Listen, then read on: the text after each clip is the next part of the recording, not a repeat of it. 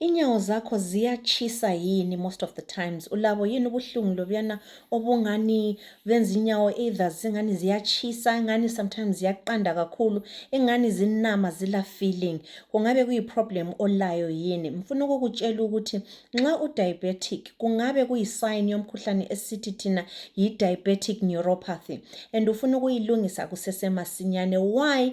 It is already late. Nxa usuqalisa ukuba lama-feelings wona lawo engani inyawo ziyatshisa engani kunjani, ngicela ungarelax. I-problem le ayiqalisi sokuthiwe ule-diabetes. Kuba i-problem yabe yaqalisa kudala.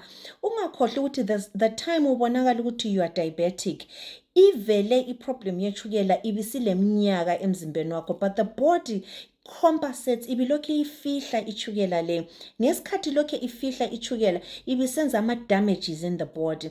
Ngesikhathi iliver layo sisithi ayisakwanisi sesiqala ke ukubona ichukela kunengi obesekuphambanisekile. So bengaze bekunike i-treatment leyana which is good, which is helping you. Kodwa nxa ungatshintshanga indlela odla ngayo, ama-lifestyle changes a-include lokuhydrate kuhle, loku-exercise, uzathola ukuthi uzabulokhu siba lamanye ama-symptoms ayingozi.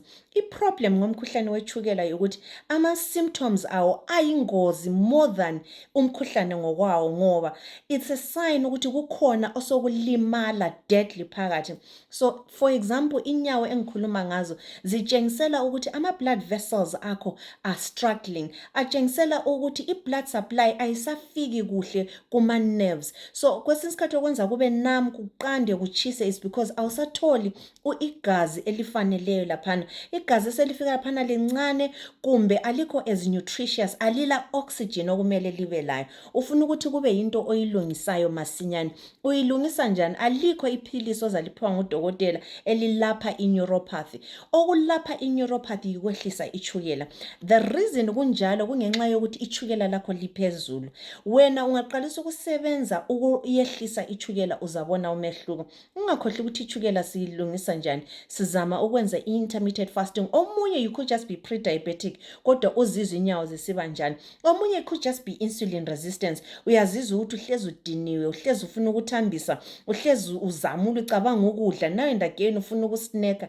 I-insulin resistance leyana elokhu ilungiselela ukuba yi-diabetes. Ungakulungisa kathesi, the better. Protect ama-blood vessels akho, protect ama-nerves akho ngokwenza i-intermittent fasting, ngokudla low carb, uyehlisa ama-carbohydrates. Nxa kuyikuthi uyawadla, which is okay, dlana ama-complex carbohydrates, izinto ezinjengabo-quinoa, ezinjengabo-butternut, same examples I give all the time. Imbambayila, they are better options than i-rice, than isichwala. Nxa uza kudla abo-rice, ungakhohlwa ngikuphe i-tip on another video ukuthi yenza kube yi-resistant starch, kupheke namhla kulale overnight, ukwenza ukuthi ungabi usiba lama-blood sugar spikes amaningi too high.